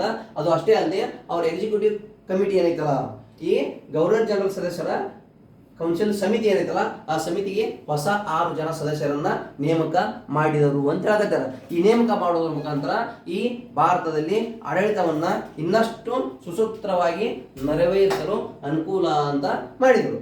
ನೋಡಿ ನೆಕ್ಸ್ಟ್ ಒಂದು ಏನಾಗುತ್ತೆ, ಸರ್ಕಾರಿ ಸೇವೆಗೆ ಸ್ಪರ್ಧಾತ್ಮಕ ಪರೀಕ್ಷೆಯ ಮೂಲಕ ಭಾರತೀಯರಿಗೆ ಅವಕಾಶ ನೀಡಿತು. It means Indian civil service. ಭಾರತದಲ್ಲಿ ICS ಇಂಡಿಯನ್ ಸಿವಿಲ್ ಸರ್ವಿಸ್ ಏನ್ ಹೇಳಕತ್ತಾರಲ್ಲ ಇಲ್ಲಿ ICS ಸೇವೆಗಳು ಅಂತ ಹೇಳ್ಬೋದು. ಇಲ್ಲಿ ಇಂಡಿಯನ್ ಸಿವಿಲ್ ಸರ್ವಿಸ್ ಸರ್ಕಾರಿ ಸೇವೆಗೆ ಸ್ಪರ್ಧಾತ್ಮಕ ಪರೀಕ್ಷೆಯ ಮೂಲಕ ಭಾರತೀಯರಿಗೆ ಏನ್ ನೀಡಿದ್ರಂತ ಅವಕಾಶ ನೀಡಿದ್ರಂತ. ಅದರಂತೆ ಮೆಕಾಲೆ ಅವರ ನೇತೃತ್ವದಲ್ಲಿ 1854ರಲ್ಲಿ ಭಾರತೀಯ ನಾಗರಿಕ ಸೇವೆಗಳ ಸಮಿತಿ ರಚನೆಯಾಯಿತು. That's why he has to be called as the father of civil service in India. ಇಲ್ಲಿ ಮೆಕಾಲೆ ಅವರನ್ನ ಭಾರತದ ಸಿವಿಲ್ ಸರ್ವಿಸ್ ಏನದಲ್ಲ ನಾಗರಿಕ ಸೇವೆಗಳ ಪಿತಾಮಹ ಅಂತ ಕರೀತಾರ. ಹಾಗಾಗಿ ಅವರು 1854ರಲ್ಲಿ ಈ ಕಾಯ್ದೆಯನ್ನ ಜಾರಿಗೆ ತಂದರು. 1853ರ ಕಾಯ್ದೆ ಅನುಗುಣವಾಗಿ ಈ ಸಮಿತಿ ರಚನೆ ಆಯಿತು. ಹಾಗಾಗಿ ಆ ಸಮಿತಿ ಜಾರಿಗೆ ಬಂದಿದ್ದು ಯಾವಾಗಲೇ 1854ರಲ್ಲಿ. ಹಾಗಾಗಿ ಮೆಕಾಲೆ ಅವರ ನೇತೃತ್ವದಲ್ಲಿ ಜಾರಿಗೆ ಬಂತು. ಹಾಗಾಗಿ ಮೆಕಾಲೆ ಅವರನ್ನ ಭಾರತದಲ್ಲಿ ಸಿವಿಲ್ ಸರ್ವಿಸ್ ಸೇವೆಗಳ ಪಿತಾಮಹ ಅಂತ ಕೇಳ್ತಾರೆ. ನೆಕ್ಸ್ಟ್ ಒನ್, ಭಾರತೀಯ ವಿಭಾಗ ನಾವು ಬರಿತೀವಲ್ರಿ UPSC ಎಕ್ಸಾಮ್ ಅಂತಂದು IAS IPS IFS ಎಕ್ಸಾಮ್ ಏನ ಪಾಸ್ಔಟ್ ಆಗಿ ರ್ಯಾಂಕ್ ಮುಖಾಂತರ ನಾವು ಹುದ್ದೆ ಪಡಿತೀವಲ್ಲ, ಇಂಡಿಯನ್ ಅಡ್ಮಿನಿಸ್ಟ್ರೇಟಿವ್ ಸೇವೆಗೆ ಏನ್ ಸೇರ್ತೀವಲ್ಲ ಅದು ತಂದಿದ್ದು ಇವರು ಮೆಕಾಲೆ ಅವರ ವರದಿ ಪ್ರಕಾರ. ಅದಕ್ಕೆ ಏನಂತ ಕರಿತಿದ್ರು ಅದಕ್ಕ ಇಂಡಿಯನ್ ಸಿವಿಲ್ ಸರ್ವಿಸ್. ನಾವು UPSC union public service commission ಅಂತ ಏನು ಅದರ ನೇತೃತ್ವದಲ್ಲಿ ಅವೇನ ರಿಕ್ರೂಟ್ ಮಾಡ್ತಾರಲ್ಲ ನಮ್ಮ ಭಾರತ ಸರ್ಕಾರ, ಅದು ಅವಾಗ ಏನಂತ ಕರೀತಿದ್ರು ಅವರು ಬ್ರಿಟಿಷರು ಇಂಡಿಯನ್ ಸಿವಿಲ್ ಸರ್ವಿಸ್ ಅಂತ ಕರಿತಿದ್ರು. ಅವಾಗ ಆ ಸ್ಪರ್ಧಾತ್ಮಕ ಪರೀಕ್ಷೆಯನ್ನ ಪರಿಚಯಿಸುವುದರ ಮುಖಾಂತರ ದೋಸ್ ಹೂ ಆರ್ ಎಲಿಜಿಬಲ್, ಯಾರು ನಮ್ಮ ಭಾರತೀಯರು ಅವರು ಇಟ್ಟಂತ ಪರೀಕ್ಷೆಯಲ್ಲಿ ಉತ್ತೀರ್ಣರಾಗಿ ಯಶಸ್ವಿ ಆಗ್ತಾರ ಅವರನ್ನ ತಮ್ಮ ಮಂಡಳಿಯಲ್ಲಿ ಏನ್ರಿ ಉದ್ಯೋಗಸ್ಥರನ್ನಾಗಿ ನೇಮಕ ಮಾಡಿಕೊಳ್ಳುವಂತ ಚಟುವಟಿಕೆಯನ್ನ ಪ್ರಾರಂಭಿಸಿದ್ರು ಅಂತ ಹೇಳಕತ್ತಾರ ಅವರು. ನೆಕ್ಸ್ಟ್ 3ನೇದು, ಭಾರತೀಯ ಶಾಸನೀಯ ಸಭೆಯಲ್ಲಿ ಸ್ಥಳೀಯ ಪ್ರಾತಿನಿಧ್ಯ ನೀಡಿತು. It means there is a legislative committee. ಇಲ್ಲಿ ಭಾರತದಲ್ಲಿ ಶಾಸನೀಯ ಸಭೆ ಐತಿ, ಯಾರ ರೀತಿ ಬ್ರಿಟಿಷರ್ ಐತಿ. ಆ ಶಾಸನೀಯ ಸಭೆಯಲ್ಲಿ ಏನ್ ಕೊಟ್ಟಿರ್ತೀರಿ, ಸ್ಥಳೀಯ ಪ್ರಾತಿನಿಧ್ಯತೆ ಅಂದ್ರ ನಮ್ಮ ಭಾರತದಲ್ಲಿರುವಂತಹ ಸ್ಥಳೀಯರಿಗೆ, it means based on provinces, ಪ್ರಾಂತ್ಯಗಳ ಆಧಾರಿತವಾಗಿ ಪ್ರಾಂತ್ಯಗಳಿಗೆ ಪ್ರಾತಿನಿಧ್ಯತೆ ಕೊಟ್ಟರು ಅಂತ ಹೇಳಕತ್ತಾರೆ. ನೋಡಿ ಹೇಳಕತ್ತಾರಲ್ಲಿ ಭಾರತೀಯ ಶಾಸನೀಯ ಸಭೆಯಲ್ಲಿ ಸ್ಥಳೀಯ ಪ್ರಾಮುಖ್ಯತೆಯನ್ನು ನೀಡಿತು. ಅಂದ್ರ ಗವರ್ನರ್ ಜನರಲ್ ಸಮಿತಿ 6 ಮಂದಿ ಶಾಸನೀಯ ಸದಸ್ಯರಲ್ಲಿ 4 ಜನರನ್ನು ಮದ್ರಾಸ್, ಬಾಂಬೆ, ಬಂಗಾಳ ಮತ್ತು ಆಗ್ರಾದ ಪ್ರಾಂತೀಯ ನಾಮನಿರ್ದೇಶನ, ಈ ಪ್ರಾಂತೀಯ ಸರ್ಕಾರಗಳಿಂದ ನಾಮನಿರ್ದೇಶನ ಮಾಡಕತ್ತಿದ್ರು ಅಂತ ಏನ್ ಹೇಳಕತ್ತಲ್ಲಿ. ಈ ಶಾಸನೀಯ ಸಭೆಯಲ್ಲಿ ಒಟ್ಟಾರೆಯಾಗಿ 6 ಜನ ಅದಾರ. ಈ ಪ್ರಾಂತೀಯ ಸಭೆಯಲ್ಲಿ 6 ಜನರಲ್ಲಿ 4 ಜನರಿಂದ ವಿವಿಧ ಪ್ರಾಂತ್ಯಗಳು, it may be Madras province, or it may be Bombay province, or it may be Bengal province, or it may be Agra province, ಅಲ್ಲಿಂದ 4 ಜನರನ್ನ ನಾಮನಿರ್ದೇಶನ ಮಾಡೋದ್ರ ಮುಖಾಂತರ ದೇಶೀಯವಾಗಿ ದೇಶದಲ್ಲಿರುವ ಸದಸ್ಯರನ್ನ ನೇಮಕ ಮಾಡ್ಕೋಬೇಕು ಅಂತ ಮಾಡಿದ್ರು. ಎದುರಾಗಿ ಒಟ್ಟಾರೆ 6 ಜನ ಶಾಸನೀಯ ಸದಸ್ಯರಲ್ಲಿ. ಈ ಲೆಜಿಸ್ಲೇಟಿವ್ ಕಮಿಟಿಗೆ ಟೋಟಲ್ ಆಗಿ 6 ಜನ ಅದಾರ. ಈ 6 ಜನರಲ್ಲಿ 4 ಜನ ನಮ್ಮ ದೇಶೀಯ ಪ್ರಾಂತ್ಯಗಳು ಹೇಳೋದಲ್ಲ ಅದರಿಂದ ಮಾಡ್ಕೋಬೇಕು ಅಂತಂದು ಅವರಲ್ಲಿನೇ 4 ಜನರನ್ನ ತಗೋಬೇಕು ಪ್ರಾಂತೀಯವಾಗಿ ಅಂತಂದು ನೇಮಕ ಮಾಡಿದ್ರು. ನೆಕ್ಸ್ಟ್ ಒನ್, ನಿರ್ದೇಶಕ ಮಂಡಳಿಯ ಸದಸ್ಯರ ಸಂಖ್ಯೆಯನ್ನು 24ರಿಂದ 18ಕ್ಕೆ ಇಳಿಸಿತು. It means there is a board of directors in India. It means they are duty. What is their fundamental duty? They have to be maintain proper commercial activity earlier. It means ವಾಣಿಜ್ಯ ಚಟುವಟಿಕೆಗಳನ್ನ ನೋಡ್ಕೊಂಡು ಹೋಗಿದ್ರು ಅಂತ ಹೇಳಕತ್ತಾರೆ. ಅದರಲ್ಲಿ total ಆಗಿ 24 ಜನ ಇದ್ರಂತ. ಆ ಸಂಖ್ಯೆಯನ್ನ 14 ಇಳಿಕೆ ಮಾಡಿದ್ರಂತ. ಅದೇ 24 ಸಂಖ್ಯೆ ಇದ್ದದನ್ನ ಆ ಸದಸ್ಯರ ಸಂಖ್ಯೆಯನ್ನ 18 ಜನಕ್ಕೆ ಇಳಿಕೆ ಮಾಡಿದ್ರಂತ. ಟೋಟಲ್ ಆಗಿ 24 ಸದಸ್ಯರನ್ನು ಹೊಂದಿತ್ತು. ಯಾವ್ದ್ರಿ? ನಿರ್ದೇಶಕ ಮಂಡಳಿ. ಎದ್ರಿ? ನಮ್ಮ ಭಾರತದಲ್ಲಿ ಬ್ರಿಟಿಷರ ನಿರ್ದೇಶಕ ಮಂಡಳಿ. ಆ ಬ್ರಿಟಿಷರ ಈ ನಿರ್ದೇಶಕ ಮಂಡಳಿಯ ಕೆಲಸ ಏನ್ರಿ?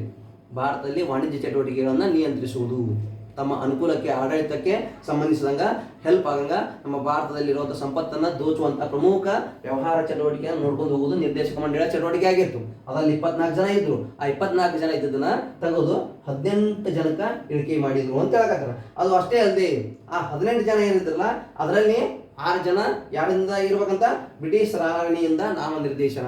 ಓಕೆ, ಲಾಸ್ಟಿಗೆ ಎಷ್ಟು ಘೋಷಿಸಿದ? 18 ಜನ ಮಾಡಿದ್ರು. 24 ಜನ ಇದ್ದನ್ನ 18 ಘೋಷಿಸಿದ್ರು. ಆ 18 ಜನ ಅಲ್ಲಿ 6 ಜನ ಏನು ಬ್ರಿಟನ್ ರಾಣಿ ಅದಲ್ಲ ಆ ರಾಣಿಯಿಂದ ನಾಮನಿರ್ದೇಶನಗೊಂಡಂತ ಜನರು 6 ಜನ ಇರಬೇಕು ಅಂತ ಹೇಳಿದ್ರು ಅವರು. ಅದರ ಮುಖಾಂತರವೇ ಈ 1853ರ ಚಾರ್ಟರ್ ಕಾಯ್ದೆ ಮುಖಾಂತರ. ಏನ್ರಿ ಸಿಂಪಲ್ ಆಗಿ ತಿಳ್ಕೊಂಬಿಡ್ರಿ. ಬೋರ್ಡ್ ಆಫ್ ಡೈರೆಕ್ಟರ್ಸ್ ನಿರ್ದೇಶಕ ಮಂಡಳಿ ಇತ್ತು, 24 ಜನ ಇದ್ರು. ಆ 24 ಜನ ಇದ್ದದನ್ನ 18 ಜನಸಂಖ್ಯೆಗೆ ಇಳಿಕೆ ಮಾಡಿದ್ರು. ಓಕೆ, 18 ಜನ ಟೋಟಲ್ ಜನಸಂಖ್ಯೆ ಆಯಿತು. ಆ 18 ಜನಸಂಖ್ಯೆಯಲ್ಲಿ 6 ಜನ ರಾಣಿಯಿಂದ ನಾಮನಿರ್ದೇಶನ ಮಾಡಬೇಕು ಅಂತಂದು ಈ ಕಾಯ್ದೆ ಮುಖಾಂತರ ಘೋಷಣೆ ಮಾಡಿದ್ರು. ಇಷ್ಟು ಸಾಕು. ನೆಕ್ಸ್ಟ್ ಒನ್ ಏನಾಗುತ್ತೆ? ಭಾರತದ ಗವರ್ನರ್ ಜನರಲ್ ಕಾರ್ಯಭಾರದ ಒತ್ತಡ ಕಡಿಮೆ ಮಾಡಲು ಬಂಗಾಳಕ್ಕೆ ಪ್ರತ್ಯೇಕ ಒಬ್ಬ ಗವರ್ನರ್ ನೇಮಿಸಲಾಯಿತು. It means the governor general of India and governor general of Bengal. ಭಾರತದಲ್ಲಿ 3 ಪ್ರಾಂತ್ಯಗಳಿದ್ದು, ಮದ್ರಾಸ್ ಪ್ರಾಂತ್ಯ, ಬಂಗಾಳ ಪ್ರಾಂತ್ಯ, ನೆಕ್ಸ್ಟ್ ಮುಂಬೈ ಪ್ರಾಂತ್ಯ ಇದ್ದಿದ್ದು. ಇಲ್ಲಿ ಗವರ್ನರ್ ಜನರಲ್ ಆಫ್ ಬೆಂಗಾಲ್ ಅಂತ ಮಾಡಿದಾಗ ಇನ್ನೂ 2 ಪ್ರಾಂತ್ಯಗಳಿಗೆ ಗವರ್ನರ್ಗಳಿದ್ದು. ಆ ಗವರ್ನರ್ಗಳು ಇಬ್ಬರು ಯಾರ ಅಧೀನದಲ್ಲಿದ್ರು? ಬೆಂಗಾಳದ ಗವರ್ನರ್ ಅಧೀನದಲ್ಲಿ ಕೆಲಸ ಮಾಡ್ತಿದ್ರು. ನೆಕ್ಸ್ಟ್ ಅದನ್ನ ಗವರ್ನರ್ ಜನರಲ್ ಆಫ್ ಬೆಂಗಾಲ್ ಇದನ್ನ ಗವರ್ನರ್ ಜನರಲ್ ಆಫ್ ಇಂಡಿಯಾ ಅಂತ ಮಾಡಿದ್ರು. It means indirectly the authority has to be increase their power and also their duty. ಅವರ ಅಧಿಕಾರ ಹೆಚ್ಚು ಆಯಿತು. ಹಾಗಾಗಿ ಆ ಬಂಗಾಳಕ್ಕೆ ಪ್ರತ್ಯೇಕ ಒಬ್ಬರನ್ನ ಗವರ್ನರ್ ನೇಮಕ ಮಾಡಮ್ಮ. ಈ ಬಂಗಾಳದ ಗವರ್ನರ್ ಜನರಲ್ ಇದ್ದವನ್ನ ಭಾರತದ ಗವರ್ನರ್ ಜನರಲ್ ಆಗಿ ಮಾಡಿದ್ರು. ಅವನು ಕೂಡ ಬಂಗಾಳಕ್ಕೆ ತನ್ನ ಅಧಿಕಾರ ವ್ಯಾಪ್ತಿಯನ್ನ ನಿಯಂತ್ರಣಗೊಳಿಸುವುದಲ್ಲದೆ ಅಧಿಕಾರವನ್ನ ನೋಡ್ಕೊಂಡು ಹೋಗೋದಷ್ಟೇ ಈ 2 ಪ್ರಾಂತ್ಯಗಳನ್ನು ನೋಡ್ಕೊಳ್ಳೋದಲ್ಲದೆ ಭಾರತದಾದ್ಯಂತ ಆಡಳಿತ ನೋಡ್ಕೊಂಡು ಹೋಗಬೇಕಾಗಿತ್ತು. It means indirectly it has to be increase their burden on their duty. ಅವನ ಕರ್ತವ್ಯ ಹೆಚ್ಚಿಗಾಯ್ತು. ಹಾಗಾಗಿ ವ್ಯವಹಾರವನ್ನ ಸೂಕ್ತ ರೀತಿಯಲ್ಲಿ ನಿರ್ವಹಣೆ ಮಾಡೋಕ್ಕಾಗಲಿಲ್ಲ. ಹಾಗಾಗಿ ಏನ್ ಮಾಡಿದ್ರು? ಅವರಲ್ಲಿ ಮತ್ತೊಬ್ಬನ್ನ ನೇಮಕ ಮಾಡಿದ್ರು ಬಂಗಾಳಕ್ಕ. ಈ ಒಂದು there is a governor general of India. Governor general of India ಅದಾನ. ನೆಕ್ಸ್ಟ್ ಈ 3 ಪ್ರಾಂತ್ಯಗಳಿಗೆ ಒಬ್ಬೊಬ್ಬರನ್ನ ಮಾಡಿದ್ರು. ಅದಕ್ಕೆ ಏನಾಗುತ್ತೆ ನೋಡ್ರಿ, ಭಾರತದ ಗವರ್ನರ್ ಜನರಲ್ ಕಾರ್ಯಭಾರದ ಒತ್ತಡ ಕಡಿಮೆ ಮಾಡಲು. It means the much more pressure on the governor general of India. To reduce that much pressure, indirectly they nominated another governor to the Bay of Bengal. It means Bengal provinces. ಅದಕ್ಕೆ ಏನಾಗುತ್ತೆ? ಒತ್ತಡ ಕಡಿಮೆ ಮಾಡಲು ಬಂಗಾಳಕ್ಕೆ ಪ್ರತ್ಯೇಕ ಒಬ್ಬ governor ನೇಮಿಸಲಾಯಿತು. ಈ ಬಂಗಾಳ ಪ್ರಾಂತ್ಯಕ್ಕೆ ಇನ್ನೊಬ್ಬನ ಗವರ್ನರ್ ನೇಮಕ ಮಾಡಿದ್ರು. ಆ ಗವರ್ನರ್ ಕೂಡ ಭಾರತದ ಗವರ್ನರ್ ಜನರಲ್ ಅಧೀನದಲ್ಲಿ ಕೆಲಸ ಮಾಡಬೇಕಂತ ಹೇಳಿದ್ರು. ನೆಕ್ಸ್ಟ್ ಒನ್, ಹೊಸ ಪ್ರಾಂತ್ಯಗಳನ್ನು ರಚಿಸುವ ಅಥವಾ ಗಡಿ ಗುರುತಿಸುವ ಅಥವಾ ಯಾವುದೇ ರೀತಿಯಾದಂತಹ ಬದಲಾವಣೆ ಮಾಡಬೇಕಾಗಿತ್ತಂತಂದ್ರ ಯಾರ ಅನುಮತಿ ಬೇಕಾಗಿತ್ತು ಅಂತ ಹೇಳಕತ್ತಾರಲ್ಲಿ ಲೆಫ್ಟಿನೆಂಟ್ ಗವರ್ನರ್ಗಳ ಗುರುತಿಸುವ ಮತ್ತು ಲೆಫ್ಟಿನೆಂಟ್ ಗವರ್ನರ್ಗಳನ್ನು ನೇಮಿಸುವ ಅಧಿಕಾರವನ್ನು ನಿರ್ದೇಶಕ ಮಂಡಳಿಗೆ ನೀಡಿತು. It means the major power has to be given to the board of directors. ಈ ನಿರ್ದೇಶಕ ಮಂಡಳಿ ಇರುತ್ತಲ್ಲ, ನಿರ್ದೇಶಕ ಮಂಡಳಿ ಕೊಟ್ಟರು. ಏನು ಕೊಟ್ಟಿರ್ತಾರೆ ಅವರಿಗೆ? ಭಾರತದ ಪ್ರಾಂತ್ಯಗಳು ಏನಿರೋದಲ್ಲ ಆ ಪ್ರಾಂತ್ಯಗಳನ್ನ ರಚಿಸುವುದು. ಒಟ್ಟಾರೆ ಎಷ್ಟು ಪ್ರಾಂತ್ಯಗಳನ್ನು ರಚನೆ ಮಾಡೋದು ಅಥವಾ ಪ್ರಾಂತ್ಯಗಳನ್ನ ಬಾರ್ಡರ್ ರಚನೆ ಮಾಡೋದು. ಈ ಪ್ರಾಂತ್ಯ ಎಲ್ತನ ಬರ್ತೈತಿ, ಈ ಪ್ರಾಂತ್ಯ ಎಲ್ತನ ಐತಿ ಅಂತಂದ್ರೆ ಅದರ ಎಲ್ಲೆಯನ್ನ ಗುರುತಿಸುವುದು. ಅಂದ್ರೆ it has to be a given major information and it has to be given authority to the board of directors. ಅದಕ್ಕೆ ಏನಾಗುತ್ತೆ? ಹೊಸ ಪ್ರಾಂತ್ಯಗಳನ್ನ ರಚಿಸುವುದು, ಹೊಸ ಬೇರೆ ಬೇರೆ ಪ್ರಾಂತ್ಯಗಳನ್ನು ರಚನೆ ಮಾಡೋದಾಗಿರ್ಬೋದು ಅಥವಾ ಆ ಪ್ರಾಂತ್ಯಗಳ ಗಡಿ ಗುರುತಿಸುವುದು. ಅಂದ್ರೆ ಏನು 28 ರಾಜ್ಯಗಳದವು, ಆ 28 ರಾಜ್ಯಗಳ ಗಡಿ ಹೆಂಗದವು ಹಂಗ ಅವಾಗ ಪ್ರಾಂತ್ಯಗಳಿದ್ವಲ್ಲ ಆ ಪ್ರಾಂತ್ಯಗಳನ್ನ ಗಡಿ ಗುರುತಿಸುವುದಾಗಿರ್ಬೋದು. ಮತ್ತು ಲೆಫ್ಟಿನೆಂಟ್ ಗವರ್ನರ್ಗಳನ್ನು ಏನ್ ಮಾಡೋದು? ನೇಮಿಸುವ ಅಧಿಕಾರ.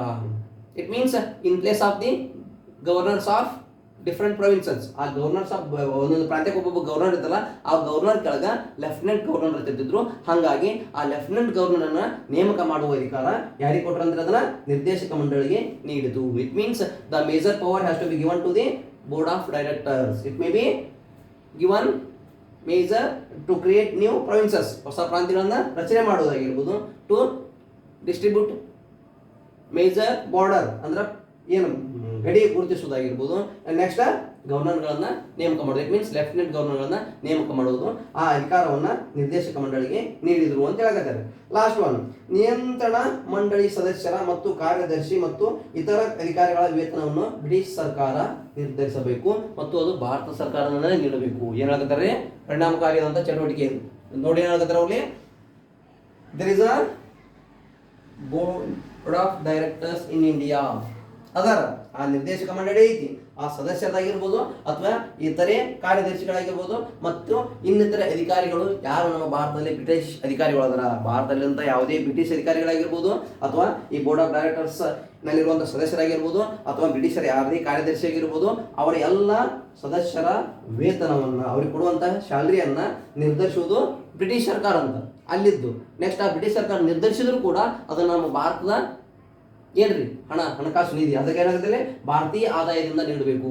The whole and sole payment has to be given by our Indian government. Those who are the board of directors are it may be members of board of directors. ಅದಕ್ಕೆ ಸದಸ್ಯರಾಗಿರ್ಬೋದು, ಅದರಲ್ಲಿರುವಂಥ ಮಂಡಳಿ ಯಾವುದೇ ರೀತಿಯಾದಂಥ ವ್ಯಕ್ತಿ ಆಗಿರ್ಬೋದು, ನೆಕ್ಸ್ಟ್ ಸೆಕ್ರೆಟರಿ ಆಗಿರ್ಬೋದು, next ಯಾವುದೇ ಇತರೆ ಅಧಿಕಾರಿಗಳು ಅಂತ ಹೇಳಕತ್ತಾರೆ. ಆ ಬ್ರಿಟಿಷರ ಯಾವುದೇ ಅಧಿಕಾರಿಗೆ ಎಲ್ಲ ಅಧಿಕಾರಿಗಳಿಗೆ ಭಾರತ ಆದಾಯದಿಂದ ವೇತನ ನೋಡಬೇಕು ಅಂತಂದು ಈ 1853 ಚಾರ್ಟರ್ ಕಾಯ್ದೆ ಮುಖಾಂತರ ಹೇಳಿದ್ರು ಅಂತ ಹೇಳ್ಬೋದು. ಏನ್ರಿ ಮೇಜರ್ ಆಗಿ ಪ್ರಮುಖವಾಗಿ simply you have to be remember it. ಏನು ಹೇಳಿದ್ರಲ್ಲಿ? ಶಾಸನೀಯ ಮತ್ತು ಕಾರ್ಯಾಂಗೀಯ ಅಧಿಕಾರಿಗಳನ್ನ ಬೇರ್ಪಡಿಕೆ ಮಾಡಿದ್ರು, ಪ್ರತ್ಯೇಕಿಸಿದ್ರು. ಆ ಪ್ರತ್ಯೇಕಿಸಿ ನೆಕ್ಸ್ಟ್ ಅವಕ್ಕೆ ಸಂಬಂಧಿಸಿದಂಗ ಇನ್ನೂ ಹೊಸ 6 ಜನ ಸದಸ್ಯರನ್ನ ಅವರಿಗೆ ಸೇರ್ಪಡೆ ಮಾಡಿದ್ರು ಅಂತ ಹೇಳಕತ್ತಾರೆ. ಒಂದೇ ಹೇಳಕತ್ತಲ್ಲಿ ಕಾಯ್ದೆಯು ಗವರ್ನರ್ ಜನರಲ್ ಕಾರ್ಯಕಾರಿ ಸಮಿತಿಯ ಶಾಸನೀಯ ಕಾರ್ಯಾಂಗೀಯ ಕಾರ್ಯಗಳನ್ನು ಪ್ರತ್ಯೇಕಿಸಿದರು. There is a executive committee. ಕಾರ್ಯಾಂಗೀಯ ಸಮಿತಿ ಐತಿ ಯಾರಿಗ್ರಿ? ಇದು ಗವರ್ನರ್ ಜನರಲ್. ಆ ಗವರ್ನರ್ ಜನರಲ್ಗೆ ಸಮಿತಿ ಐತೆ ಅಂದ್ರೆ ಆ ಸಮಿತಿಗೆ ಶಾಸನೀಯ ಅಧಿಕಾರಿಗಳು ಅದರ, ಕಾರ್ಯಾಂಗೀಯ ಅಧಿಕಾರಿಗಳು ಅದರ, ಅವ್ರನ್ನ ಪ್ರತ್ಯೇಕಗೊಳಿಸಿದ್ರು ಅಂತ ಹೇಳಕತ್ತಾರೆ. ನೆಕ್ಸ್ಟ್ ಒಂದು ಏನಾಗತ್ತಲ್ಲಿ? They are going to be created the Indian civil service in India. ಭಾರತದಲ್ಲಿ ಸಿವಿಲ್ ಸರ್ವಿಸ್ಗಳನ್ನ ಪ್ರಾರಂಭ ಮಾಡಿದ್ರು. ಆ ಸಿವಿಲ್ ಸರ್ವಿಸ್ಗಳನ್ನ ಪ್ರಾರಂಭ ಮಾಡಿದಂಥ ವ್ಯಕ್ತಿ ಯಾರು? ಮೆಕಾಲೆ. ಹಾಗಾಗಿ ಭಾರತ ಸಿವಿಲ್ ಸರ್ವಿಸ್ ಸೇವೆಗಳ ಪಿತಾಮಹ ಅಂತ ಕರೀತಾರೆ. ಅವ್ರು 1854ರಲ್ಲಿ ಜಾರಿಗೆ ಮಾಡಿದ್ರು ಅಂತ ಹೇಳ್ಬೋದು. ನೆಕ್ಸ್ಟ್ ಏನ್ ಮಾಡಿದ್ರು? ಇಲ್ಲಿ ಸ್ಥಳೀಯ ಪ್ರಾತಿನಿಧ್ಯತೆ. ಇಲ್ಲಿ ಸ್ಥಳೀಯ ಪ್ರಾತಿನಿಧ್ಯತೆ ಟೋಟಲ್ ಆಗಿ 6 ಜನ ಇದ್ರು. ಯಾರಿದ್ರು? ಟೋಟಲ್ ಆಗಿ 6 ಜನ ಇರಲಿ, 6 ಮಂದಿ ಸದಸ್ಯರಿದ್ರು. ಅಲ್ಲಿ ಎದಕ್ಕೆ 6 ಮಂದಿ ಸದಸ್ಯರಿದ್ದು? ಸ್ಥಳೀಯ ಪ್ರಾತಿನಿಧ್ಯತೆ ಗುರುತಿಸಿ ಕೊಟ್ಟರು. ಸ್ಥಳೀಯ ಪ್ರಾತಿನಿಧ್ಯತೆ ಕೊಟ್ಟರು ಕೂಡ ಆ ಸ್ಥಳೀಯ ಪ್ರಾತಿನಿಧ್ಯತೆಯಲ್ಲಿ 4 ಜನ ಎಲ್ಲಿಂದ ಅಂದ್ರೆ ಮದ್ರಾಸ್, ಬಾಂಬೆ ಮತ್ತು ಬಂಗಾಳ ಪ್ರಾಂತ್ಯದ ಸರ್ಕಾರಗಳಿಂದ ನೇಮಿಸುವುದು ಅದು ಪ್ರಕ್ರಿಯೆ ಆಗಿತ್ತು. ಅಂದ್ರೆ ಬೋರ್ಡ್ ಆಫ್ ಡೈರೆಕ್ಟರ್ಸ್ ಅಲ್ಲಿ ಟೋಟಲ್ ಆಗಿ ಎಷ್ಟು ಜನ ಇದ್ರು ಅಂದ್ರೆ ಇಲ್ಲಿ 18 ಜನ ಇದ್ರು. ಆ 18 ಜನರನ್ನ 6 ಜನ ಶಾಸನೀಯ ಸದಸ್ಯರಲ್ಲಿ 4 ಜನರನ್ನ ಪ್ರಾಂತ್ಯಗಳಿಂದ, ವಿವಿಧ ಪ್ರಾಂತ್ಯಗಳಿಂದ ಆಯ್ಕೆ ಮಾಡ್ತಿದ್ರು ಅಂತ ಹೇಳಿದ್ರು. ನೆಕ್ಸ್ಟ್ ಏನ್ಲಿ ನಿರ್ದೇಶಕ ಮಂಡಳಿಯ ಸದಸ್ಯರ ಸಂಖ್ಯೆಯನ್ನ 24ರಿಂದ 18 ತಿಳಿಸಿದ್ರು. ಆ 18ರಲ್ಲಿ 6 ಜನ ರಾಣಿಯಿಂದ ನೇಮಕ ಅಂತ ಹೇಳಿದ್ರು. ನೆಕ್ಸ್ಟ್ ಬ್ರಿಟಿಷ್ ಏನಿದ್ರು? ನೆಕ್ಸ್ಟ್ ಇಷ್ಟು ಸಾಕು, ನೋಡ್ಕೊಂಬಿಡ್ರಿ ಪಾಯಿಂಟ್ ಇವನು ಎಲ್ಲ ಬರ್ಕೊಂಬಿಡ್ರಿ. ಅದು ಅಷ್ಟೇ ಅಲ್ಲದೆ ಇನ್ನೂ ಹಲವು ಕಾಯ್ದೆಗಳು ಹಾಕ್ತಾರೆ ಅವರು. ಇನ್ನೂ ಇದು ಅಷ್ಟೇ ಅಲ್ಲದೆ ಭಾರತದಲ್ಲಿ ಈ ಕಾಯ್ದೆಗಳ ಪ್ರಮುಖವಾಗಿ ನೋಡ್ಕೊಂಬಿಟ್ರೆ ಸಾಕು, ಅದು ಹೇಳೋದು ಅವಶ್ಯಕತೆ ಇಲ್ಲ. ಈ 1853 ಚಾರ್ಟರ್ ಕಾಯ್ದೆಯಿಂದ ಕಂಪನಿ ಆಡಳಿತಕ್ಕೆ ಮುಂದೆ ಸ್ಥಿರವಾದ ಅವಧಿ ನಿಶ್ಚಿತಗೊಳ್ಳಿಲ್ಲ. ಇದು ಇನ್ನೂ 20 ವರ್ಷ ಅಂತಂದು ಎಲ್ಲಿ 1873 ಘೋಷಣೆ ಮಾಡಿದ್ರಿ. 1853 ಇದ್ದದ್ದು ಇನ್ನು 20 ವರ್ಷದ ಘೋಷಣೆ ಮಾಡಿದ್ರಿ, ಘೋಷಣೆ ಮಾಡಲಿಲ್ಲ. ಯಾಕೆ? Because of it has to be concluded in the year of 1858. That's why it doesn't have proper year. ಅದಕ್ಕೆ ಈ ಕಂಪನಿ ಆಡಳಿತಕ್ಕೆ ಸಂಬಂಧಿಸಿದಂಗ ಇದು ಸ್ಥಿರವಾದ ಅವಧಿ ಹೊಂದಿರಲಿಲ್ಲ. ಇದು ಬೇಗನೆ ಅಂತ್ಯವಾಯಿತು. ಯಾಕೆ? ಬ್ರಿಟಿಷ್ ಸಂಸತ್ತಿನ ಇಚ್ಛೆಗೆ ಅನುಗುಣವಾಗಿ ಇದು ಕಾರ್ಯನಿರ್ವಹಿಸಬೇಕಾಗಿತ್ತು ಮುಂದೆ, ಹಾಗಾಗಿ ಇದನ್ನ ಬೇಗನೆ ಮುಕ್ತಾಯ ಮಾಡಿದರು. ಅದು ಅಷ್ಟೇ ಅಲ್ಲದೆ ಇದು ನಮ್ಮ ಭಾರತಕ್ಕೆ ಪ್ರಮುಖವಾದಂಥ ವ್ಯವಸ್ಥೆ ಕಲ್ಪಿಸಿಕೊಡ್ತು. It has to be given major information and major system parliamentary form of government in India. ಭಾರತದಲ್ಲಿ ಸಂಸದೀಯ ಪದ್ಧತಿಯನ್ನ ಕಲ್ಪಿಸಿಕೊಡುವಂಥ ಪ್ರಮುಖ ಅಂಶಗಳು ಇದರಲ್ಲಿ ಬರ್ತಾವೆ. ಸಂಸದೀಯ ವ್ಯವಸ್ಥೆ ಇದನ್ನೊಂದು ಪಾಯಿಂಟ್ ನೆನಪಿಟ್ಟುಕೊಳ್ಳಿ. ಎಷ್ಟರಲ್ಲಿ 8ನೇ ಪಾಯಿಂಟ್ ರೀ, ಸಂಸದೀಯ ಪದ್ಧತಿ. ಏನ್ರಿ ಸಂಸದೀಯ ಪದ್ಧತಿ ಅಂತಂದ್ರೆ ಈಗ ಇದೆಯಿಂದ ನಾವು ಬಂದದ್ದು ನಮ್ಮ ಭಾರತಕ್ಕೆ. Parliamentary form of government created in India as per the proper rules and regulation. It means there is a legislative board and there is a executive board. It has to be majorly controlled by the central government. ಪ್ರಮುಖವಾಗಿ ಕೇಂದ್ರ ಸರ್ಕಾರದ ಅಧೀನದಲ್ಲಿ ಬರುವಂತ ವ್ಯವಸ್ಥೆ ಅದು ಯಾವುದ್ರಿ? ಸಂಸದೀಯ ಪದ್ಧತಿ. ಈ ಸಂಸದೀಯ ಪದ್ಧತಿಗೆ ಅನುಗುಣವಾಗಿ ನಮ್ಮ ಭಾರತದಲ್ಲಿ ಆಡಳಿತ ಚಟುವಟಿಕೆ ನಡೆಯಿತು. ಆ ಸಂಸದೀಯ ಪದ್ಧತಿ ಈ 1853 ಕಾಯ್ದೆಯಲ್ಲಿ ಪ್ರಮುಖವಾಗಿ ಉಲ್ಲೇಖ ಐತಿ. That's why we treated it as the borrowed constitution. ಇದನ್ನ ಅಂಶಗಳು ನಮ್ಮ ಭಾರತ ಸಂವಿಧಾನದಲ್ಲಿ ಪ್ರಮುಖವಾಗಿ ಇನ್ನೂ ಹಲವು ಕಾಯ್ದೆಗಳು. ಆ ಹಲವು ಕಾಯ್ದೆಗಳನ್ನ ಮುಂದಿನ ತರಗತಿಯಲ್ಲಿ ಹೇಳೋಣ. Thank you one and all. Thank you.